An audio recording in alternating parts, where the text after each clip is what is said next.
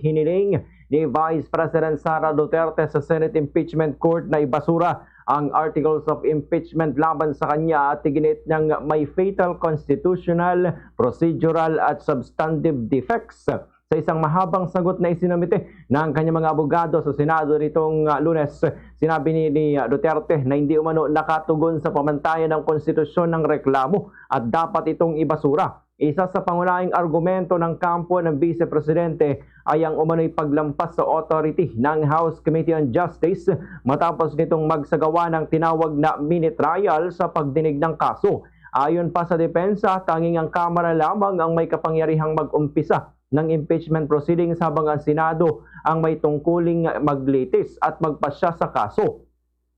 Iginit din ang kampo ni Duterte na naapektuhan ng pagiging patas ng proseso dahil sa mga pahayag umano ng ilang mambabatas na may sapat ng boto para sa impeachment at malakas na ang ebidensya laban sa kanya bago pa man matapos ang pagdinig.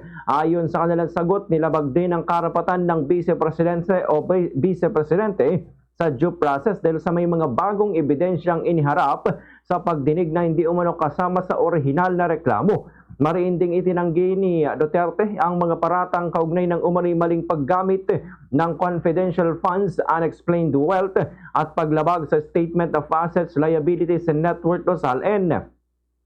Git ng kanyang kampo, wala pang pinal na desisyon mula sa anumang hukuman na nagpapatunay ng graft, corruption, plunder o anumang irregularidad sa paggamit ng pondo. Bukod dito, nabigo umano ang articles of impeachment na patunayan ng alinmang batayan sa konstitusyon para patunayan na siyang nagkasala kabilang ang culpable violation of constitution, bribery, graft and corruption, high crimes o betrayal of public trust.